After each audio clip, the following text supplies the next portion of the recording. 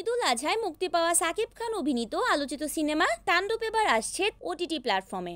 August থেকে দেশ বিদেশের বাংলা ভাষাভাষী দর্শকদের জন্য একটি জনপ্রিয় ওটিটি প্ল্যাটফর্ম চরকি ও হইচই একযোগে দেখা যাবে। শীঘ্রই সামাজিক যোগাযোগ মাধ্যমে আনুষ্ঠানিকভাবে মুক্তির দিনক্ষণ জানানো হবে বলে জানিয়েছে প্ল্যাটফর্ম দুইটির কর্তৃপক্ষ। তাণ্ডব মুক্তি নিয়ে চরকি ও হইচই এক বিবৃতিতে জানিয়েছে, দেশ বিদেশে আবারও ঘনিয়ে আসছে তাণ্ডব। সিনেমা হলের পর এই আগস্টে ওটিটিতে তাণ্ডব তুলতে আসছেন মেগাস্টার সাকিব খান।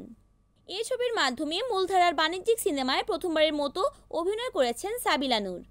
এছাড়া গুরুত্বপূর্ণ চরিত্রে অভিনয় করেছেন আফজাল হোসেন, জয়া হোসেন, তারিক আনাম খান, ফজলুর রহমান বাবু, সালাউদ্দিন লাভলু, গাজী রাকায়েত, শহীদুজ্জামান সেলিম, অশোক ব্যাপারী, এজাজ, রোজি সিদ্দিকী, সুমন আনোয়ার, একে আজাদ সেতু, এফএস নাইম, শিবা শানু সহ আরও অনেকে।